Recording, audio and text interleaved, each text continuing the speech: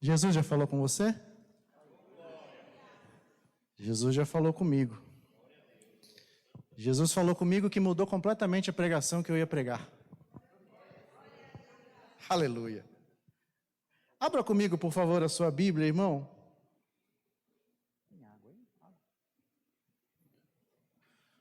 Mateus capítulo 14.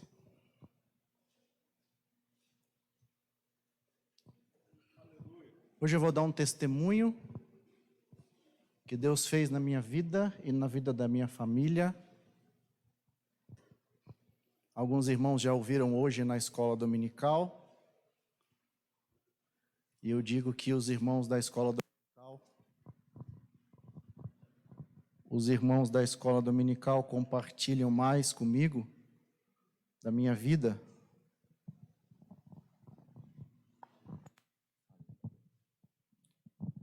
E eu conto primeiro para eles. E eu vou contar para os irmãos hoje o que Deus fez na minha vida e na vida da minha família. E faz parte da pregação. Amém? Mateus 14, 3 versículos. 16 até o 18.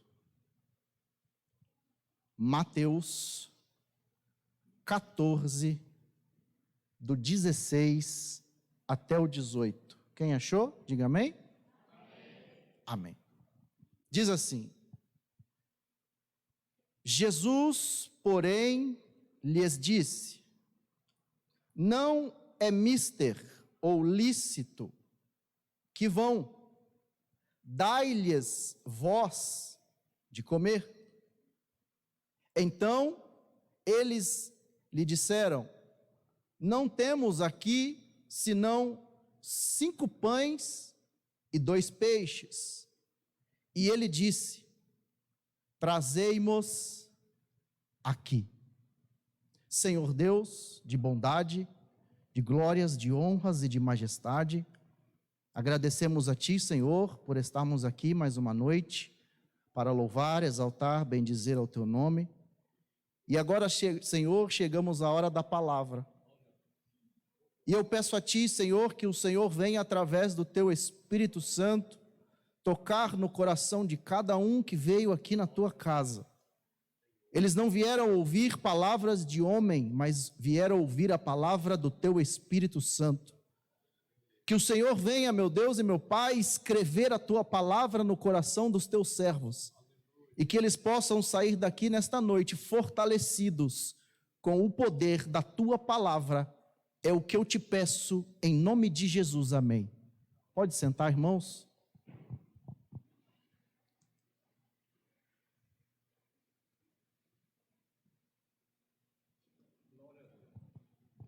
Como eu disse, o Senhor mudou completamente o rumo da minha pregação. Eu não ia pregar nada do que eu vou pregar, mas Deus está no controle de todas as coisas. Tudo é dele, tudo pertence a ele, ele faz do jeito que ele quer, da forma que ele quer, e a gente está aqui apenas para obedecer a palavra dele. Mas antes de começar a palavra, eu vou contar o meu testemunho, que faz parte da pregação. Está dentro da palavra.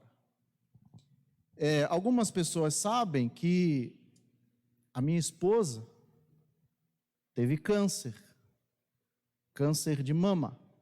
Ela está sentadinha aqui, o cabelo dela ainda está crescendo, graças a Deus, né? Eu brinco com ela, que cabelo é esse, né? Eu brinco com ela, ela está aqui, todo mundo pode ver a minha esposa, a mais bonita da igreja, como diz, né? A mais bonita da igreja. E todo mundo sabe o que a gente passou aqui na igreja. Se eu me emocionar, os irmãos me perdoem, tá? E nesses momentos, irmãos, de cura, às vezes a cura dói mais do que a doença. Às vezes o processo da cura é muito mais doloroso do que se a gente deixasse a doença lá quietinha e não mexesse nela. Ela tomou quimioterapia, radioterapia, fez a cirurgia de retirada da mama, e na mesma cirurgia fez a reconstrução da mama, e o médico disse que ela iria ficar com a barriga chapada, lisinha, né? Porque ele iria tirar a gordura da barriga para encher as duas mamas, ela esvaziou as duas mamas e encheu com gordura.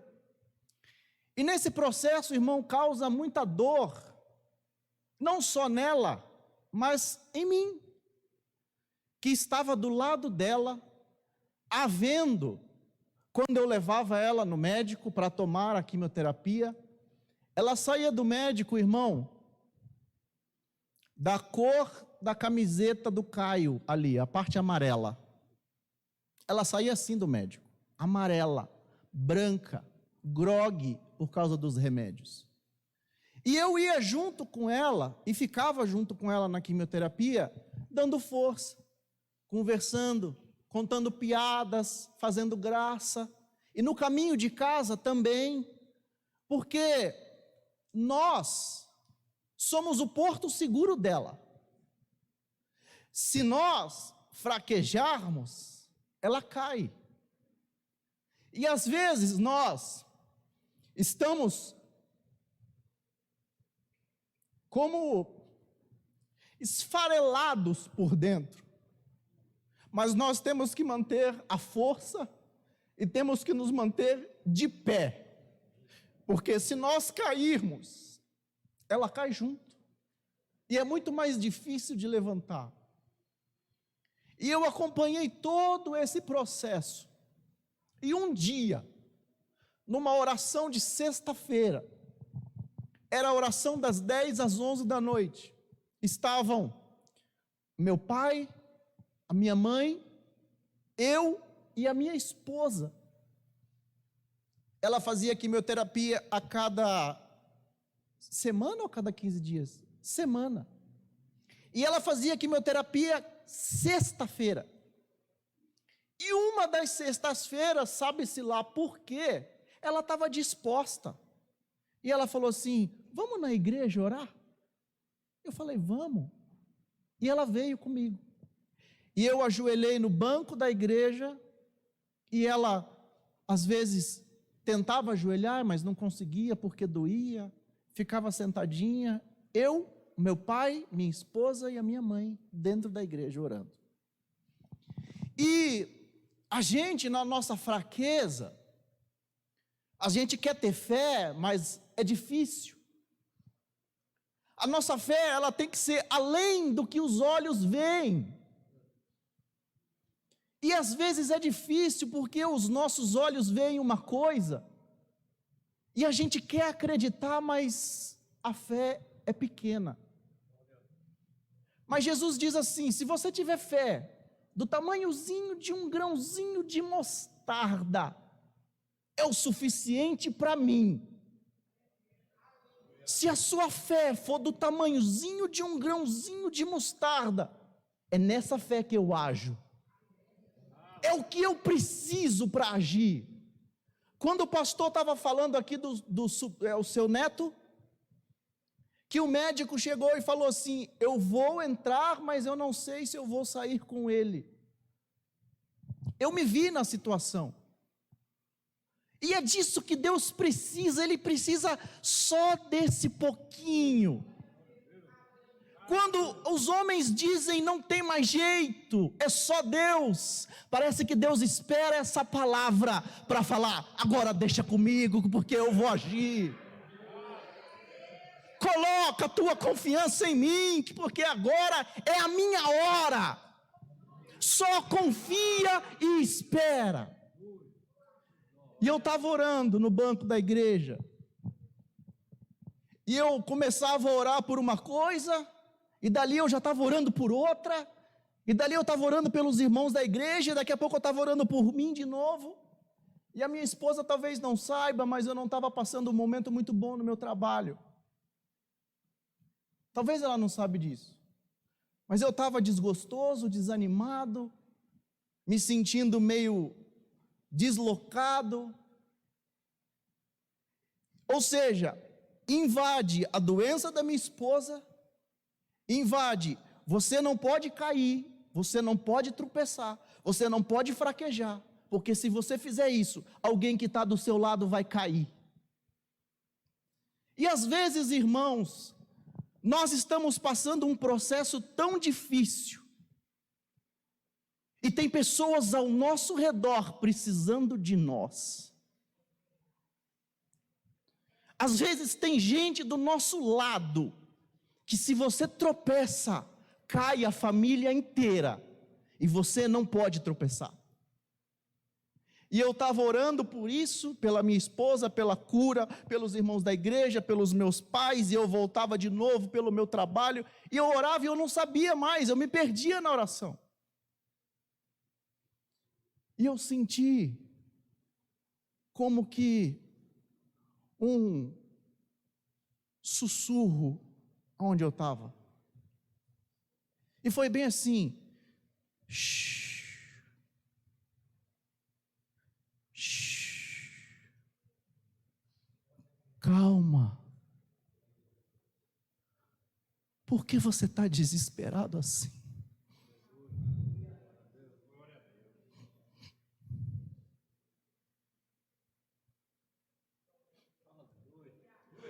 Você não confia em mim? Eu me lembro que em 2014, eu voltei do Rio de Janeiro para cá, e eu falei assim para Deus: Deus, eu não quero viver de contar testemunhos dos outros. Eu quero contar os meus próprios testemunhos. Eu não quero viver de contar testemunho do meu pai, porque Deus operou na obra, na vida do meu pai. Eu não quero ter que contar testemunho na vida do irmão, porque Deus operou na vida do irmão. Eu tenho um Deus que faz. E eu quero contar os meus próprios testemunhos. E dali em diante, Deus começou a operar na minha vida, e eu estava conversando com a minha esposa, e é nítido Deus operar na minha vida. E o irmão pode pensar assim: ah, mas o irmão está se engrandecendo porque Deus opera na vida dele, porque Deus ama mais o irmão do que a mim. Não, Deus ama todos nós iguais. Assim como Deus me ama, Deus ama você. Assim como Deus ama você, Deus me ama. A diferença vai no que eu vou te dizer agora. Deus chegou para mim no banco da igreja, e a irmã aqui já falou isso. Deus chegou para mim no banco da igreja e falou assim: calma, por que você está assim? Aquela voz, sabe, que quando você ouve, você parece que... E Deus chegou para mim e disse assim: cuida das minhas coisas, que das suas cuido eu. Só cuida das minhas coisas, que das suas eu cuido. E desse dia em diante eu resolvi colocar tudo na mão de Deus. Senhor, a doença da minha esposa, toma. A minha situação no emprego, toma. A minha vida, toma. A igreja, toma. Todos os meus problemas, toma. Eu quero ver o Senhor operar na minha vida. E eu estava passando um momento difícil no meu trabalho. Muitos não sabem aqui, algumas pessoas só, porque eu contei hoje na escola dominical. Eu mudei de emprego. Faz pouco tempo. Eu saí da empresa que eu estava e entrei em outra. E o que aconteceu? A empresa, ela é São Caetano? São Caetano do Sul. Eu não sabia se era São Bernardo do Campo, São Caetano do Sul. Eu sei que é longe. É 100 quilômetros de distância para ir, 100 para voltar. 200 quilômetros por dia para eu ir trabalhar. Aí eu me inscrevi na vaga. Falei, eu vou me inscrever nessa vaga aqui. Depois eu olhei e falei assim: não, São Caetano, não dá, não, vou lá. Cliquei lá, abandonar processo. Abandonei o processo. E o engraçado é que me ligaram. Aqui é da empresa tal, não vou falar o nome da empresa. Aqui é da empresa tal. Você mandou seu currículo assim, mas espera aí, eu fui lá e cliquei que eu não queria mais, porque é muito longe. Mas eu falei assim com a minha esposa, olha, me ligaram, eu vou aceitar o processo, eu vou ver. Eu vou seguir só para ver o que vai dar. Aí eu fui. Aí eu aceitei o processo, eu fiz uma entrevista, eu fiz outra entrevista, eu fiz outra entrevista, 3 entrevistas. E eu passei.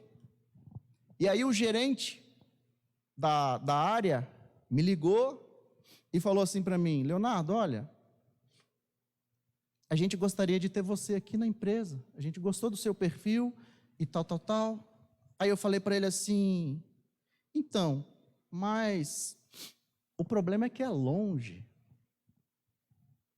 Não tem como eu chegar e ir para trabalhar 100 quilômetros para ir, 100 quilômetros para voltar. E não tem fretado para chegar lá. Eu estava acostumado a trabalhar aqui em Barueri. Eu acho que é 40, 50 quilômetros de distância. O fretado, para eu que moro em Sorocaba, eu chego primeiro do que as pessoas que moram em São Paulo, em Barueri. E eu ainda brincava com elas, olha, eu moro em Sorocaba, e eu chego primeiro que vocês. E eles davam risada. Eu demorava 40 minutos para chegar no meu trabalho. E esse não tinha fretado para chegar lá. Eu tinha que pegar um ônibus, descer na Barra Funda, da Barra Funda pegar o trem e ir mais 40 quilômetros, 40 minutos de trem para chegar lá. Aí depois para voltar, 40 minutos de trem mais o ônibus. Eu falei, Jesus, não dá para trabalhar desse jeito. Eu vou chegar em casa, 9 horas da noite, eu vou dormir, vou acordar, já não vai trabalhar. Não dá. Aí eu falei para o rapaz assim, olha, então, eu gostei também da proposta, mas é muito longe, não dá. Aí eu falei assim, mas se fosse para ficar em casa, né? Se fosse para trabalhar de casa, eu até aceitaria. A jogada, né?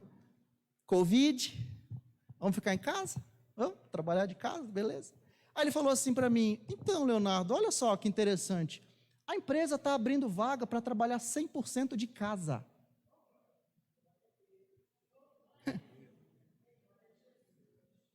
Olha o que Deus faz. A distância é problema para você, eu tiro a distância. Não tem mais distância. Aí eu falei assim, tá bom, que bênção. E eu aceitei a proposta, 100% de casa. Ó, beleza. Aí mandou a proposta para mim, quando eu olhei, o plano de saúde. A minha esposa, recém-tratada de câncer. O plano de saúde, irmão, eu vou falar, não é bom. Não é bom. Não é ruim. Bem ruim. Ela falou que para aprovar um exame, o negócio demora muito. Ela já teve com a mãe dela, e aí eu falei assim, minha esposa vai ter que fazer, está fazendo tratamento contra o câncer ainda, já está curada, em nome de Jesus, mas está fazendo tratamento. Os remédios caros que ela toma, e o plano de saúde nosso aqui, sem fazer propaganda, a mil para ela, excelente. Aí, plano de saúde ruim. Aí eu falei assim, rapaz, plano de saúde vai pegar. Olha eu de novo. Eu aprendi, irmão, que as bênçãos de Deus não provocam dores. São perfeitas. Não tem como provocar dor a bênção de Deus. Não tem como Deus dar um negócio aqui e te descobrir do outro lado. Não foi Deus que deu. Deus é perfeito e tudo que Ele dá para você é perfeito. E aí eu falei assim, o plano de saúde está pegando, mas eu vou aceitar o plano de saúde. A proposta é muito boa, ele já fez isso, ele já tirou, a distância era o problema, já tirou a distância, eu vou aceitar com o plano de saúde assim mesmo. E eu aceitei o plano de saúde. A minha esposa falou assim, eu não vou poder interferir, porque a escolha é sua. Eu não vou poder, eu não vou falar, o que Deus tocar no seu coração, faça. Eu falei, Ao que Deus tocar no meu coração, eu vou aceitar agora. Aceitei o plano. Aceitei do jeito que estava, eu vim, pá, aceitei. Aí, eu estou no processo, entregando os meus documentos para a empresa. Eu estou no processo de assinar contrato. Aí o chefe falou assim para mim: você lembra que o plano, você tinha comentado comigo que o plano de saúde era um problema? E a esposa dele também tem um problema da vista, porque a diabetes dela é descontrolada. E ela estava com um problema na vista e tinha que operar. Ele também estava sentindo uma dificuldade lá onde ele mora por causa do plano de saúde. E eu comentei com ele, olha só o que Deus faz. E eu comentei com ele da minha esposa, que a minha esposa estava no tratamento de câncer, esse plano de saúde não era muito bom, mas eu tinha gostado da vaga e tal. Aí ele falou assim, eu também estou sentindo isso. Eu conversando com o dono, o gerente da área lá. Não é nem meu chefe imediato, eu estou conversando com ele. Então, a minha esposa também, ela vai fazer uma cirurgia no olho por causa da diabetes, né? E não é tão plano assim. Pois é. Aí Deus, fala de mim. Deus fez na sua vida? Fala para o seu irmão o que Deus fez na sua vida. Fortalece o outro com o seu testemunho. Quando Deus faz na sua vida, fale do que Deus fez na sua vida para o outro, para fortalecer o outro. Às vezes o outro está do seu lado esperando o testemunho seu para se fortalecer. Fala de mim para ele. Eu falei assim, então, eu não queria invadir não, né? Mas já invadindo. Então, a minha esposa nesse processo de câncer, a gente se apegou muito a Deus. Eu não sei se você acredita, porque nessas horas a gente tem que ser muito, né? Eu não sei se você acredita nessas coisas, né? Nessas coisas. Eu não sei se você acredita, mas quando a minha esposa estava no tratamento, eu me apeguei muito a Deus, eu e ela, a família unida. Irmão, a família unida nos caminhos do Senhor é tudo o que Ele quer. Nós aprendemos aqui na igreja que o propósito, não existe propósito do marido e da esposa sozinho. A esposa tem um propósito e o marido tem outro propósito, não existe. Casou, o propósito é dos dois. Vamos nos alinhar aqui, eu e você cede um pouquinho daí, eu cedo um pouquinho daqui, a gente se alinha e vamos caminhar juntos. O plano de Deus é para a família, a não ser que você seja solteiro, aí tudo bem, aí é o seu plano. Casou, é plano dos dois, é do marido e da esposa, é unido, não é um plano outro não. Aí eu falei assim, e eu e a minha esposa nos apegamos em Deus, e isso nos ajudou muito, nos fortaleceu demais. Eu não sei se você acredita, mas se você não acredita, procure uma igreja, vá lá. Aí meu chefe virou para mim e falou assim, rapaz, irmão,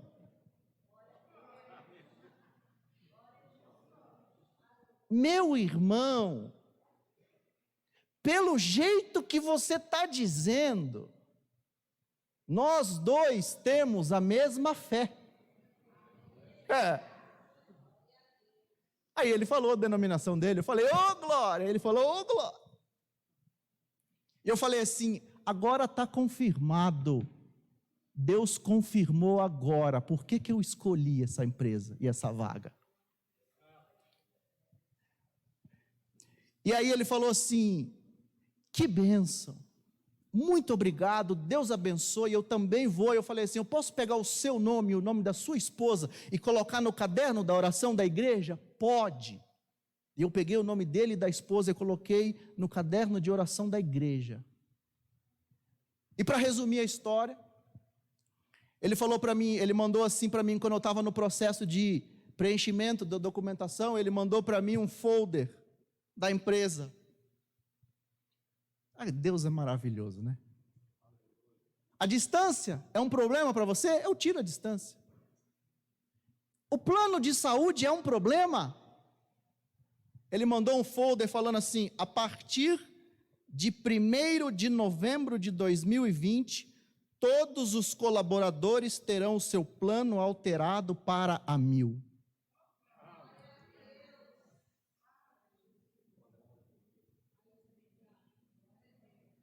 O plano que a minha esposa fez o tratamento dela todo, os médicos dela não aceitam o plano que ela tem hoje, que é o meu hoje.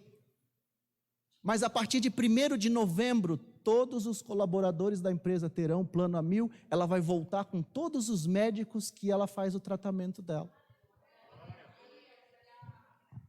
Irmão,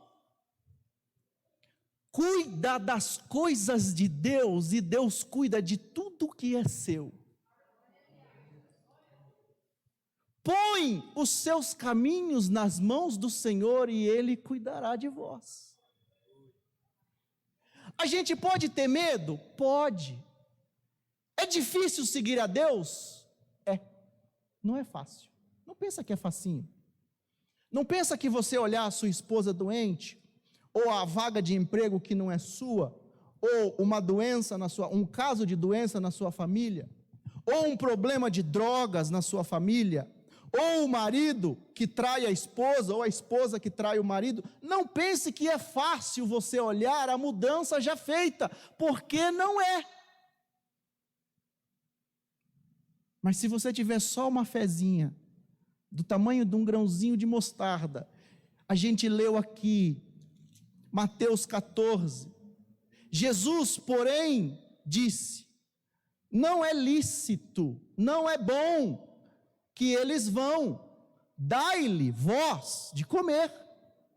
Então eles lhe disseram: não temos aqui, senão 5 pães e 2 peixes. Irmão, essa passagem é a primeira multiplicação dos pães.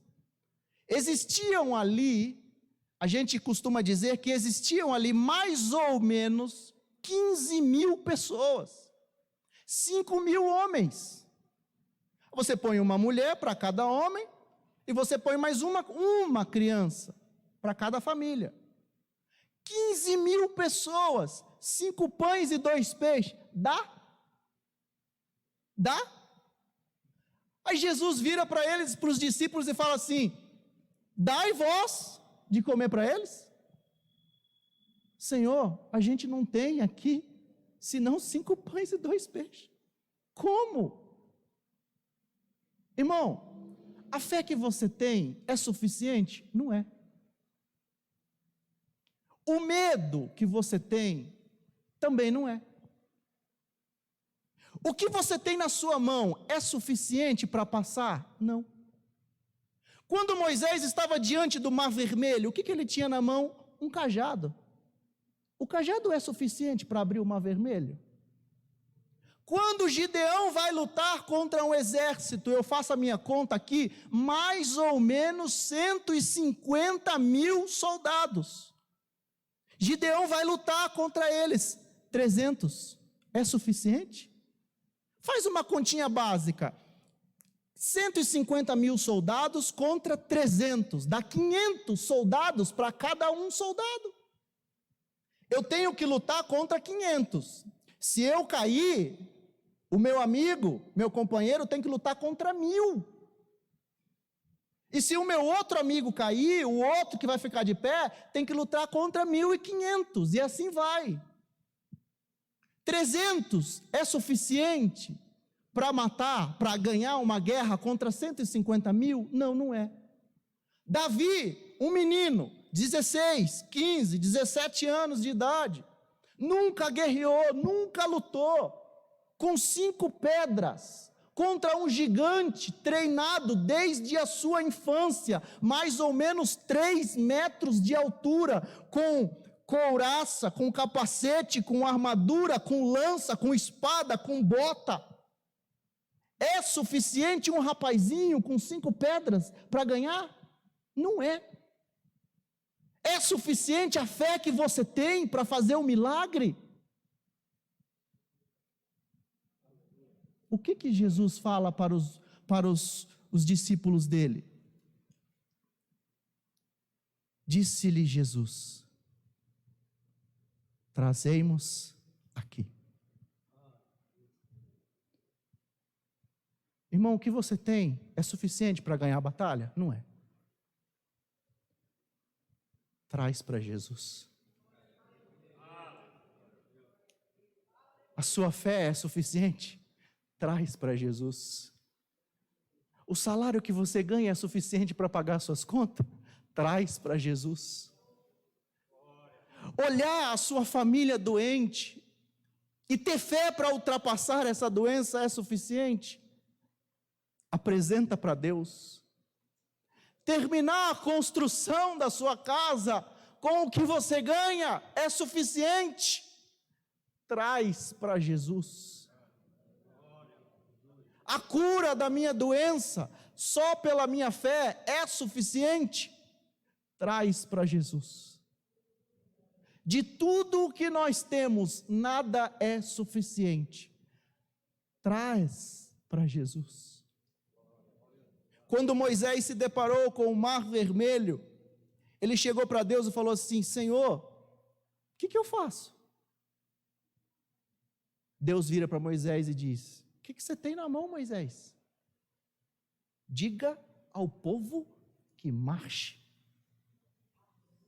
Diga ao povo que marche. Avance, mesmo que todo o cenário seja negativo e contrário contra você. Avance.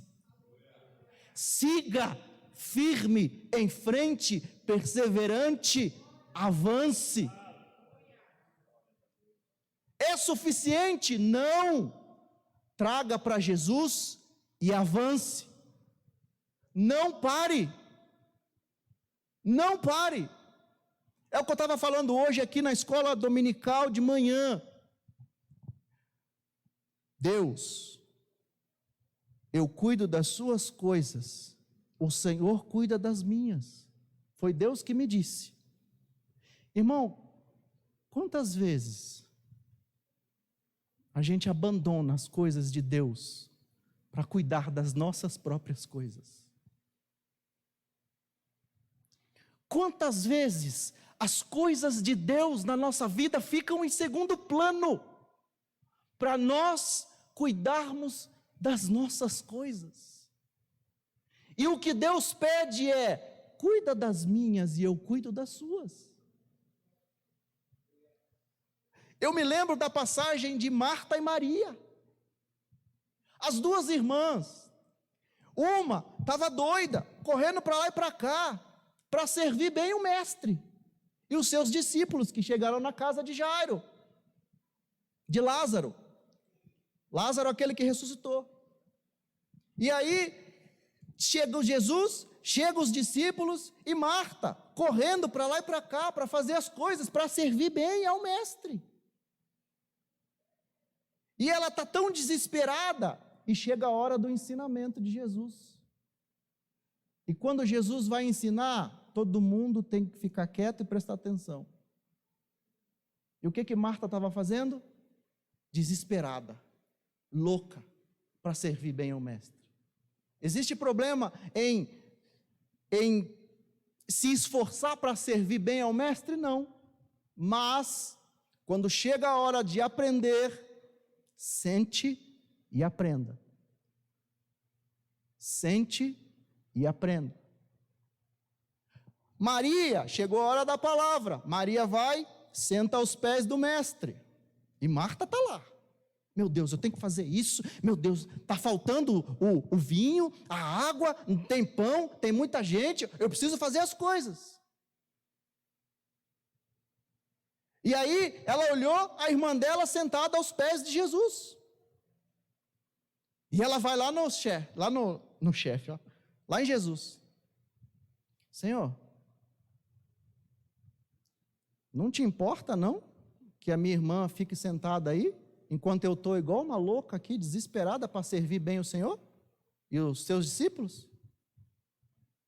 Irmão, a gente, hoje em dia, na correria que a gente vive, a gente daria a razão a Marta. A gente, na correria que a gente vive hoje, a gente chegaria para Marta, para Maria e falava assim: ô Maria, levanta daí e vai ajudar a tua irmã que está lá sozinha, desesperada, vai lá. Jesus não. Chegou a hora de aprender, senta aqui e aprenda. Porque você aprendendo aqui vai tirar dores de cabeça que você vai passar ali na frente. Aprenda com a palavra do mestre. Porque você aprendendo hoje vai te poupar dores de cabeças ali na frente. E aí Jesus vira para Marta e fala assim: Marta, Marta, você está tão atribulada aí com tantas coisas, né? Mas Maria escolheu a melhor parte, a qual dela não será tirada. O desespero, às vezes, o desespero para a gente tomar conta das nossas próprias coisas é tão grande que a gente coloca Jesus como segundo plano na vida. E quer ver Jesus chateado e triste é quando ele fica em segundo plano nas nossas vidas. Porque ele nasceu para ser o primeiro. Ele nasceu para ser o primeiro. Ele é o primeiro. E tudo o que nós fazemos primeiro tem que ser para ele. Já foi falado aqui essa noite. Tudo o que nós vamos fazer para Deus, primeiro é Deus, depois sou eu. Pastor José falou aqui na palavra: faça primeiro um bolo para mim, mas eu não tenho, eu vou comer com o meu filho e a gente vai morrer.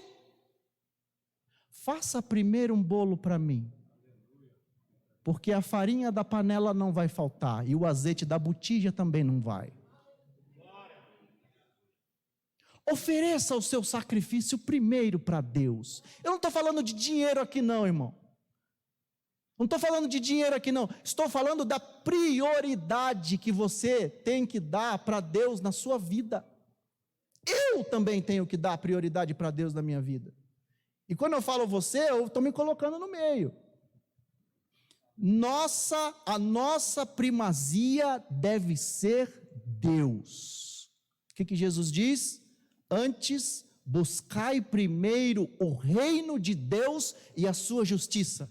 E essas coisas aí, que vocês estão preocupados, emprego, coisa para comer, coisa para vestir, o que está faltando, isso aí, vai ser acrescentado a vocês.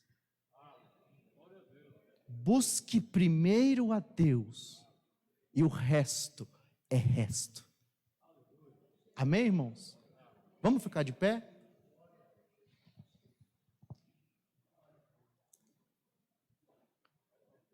É difícil. Às vezes é difícil colocar Deus em primeiro plano. Mas Deus está falando aqui nessa noite: faça prova de mim.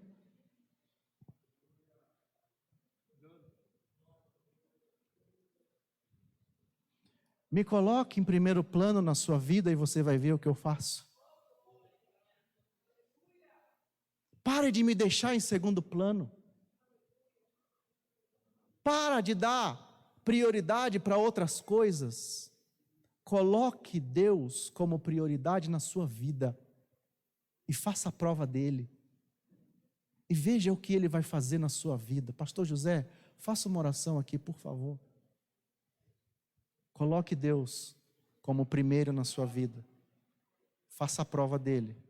Eu tenho certeza que você não vai se decepcionar. Deus abençoe os irmãos. Amém? Vamos orar, irmãos?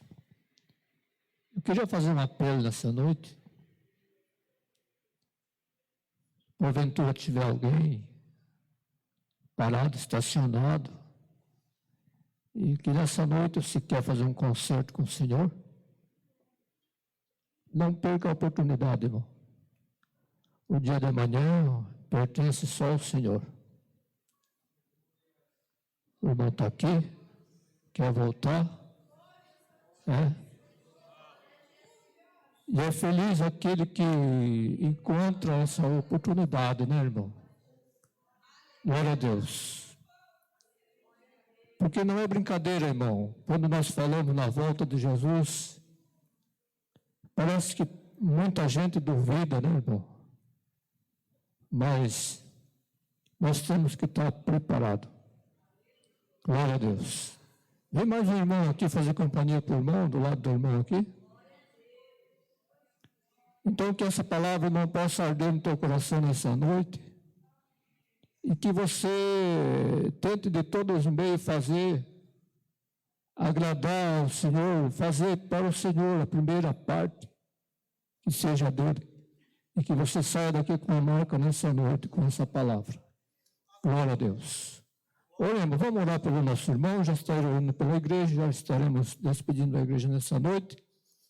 Eu quero agradecer ao nosso visitante, irmãos que estão conosco nessa noite, que Deus o abençoe.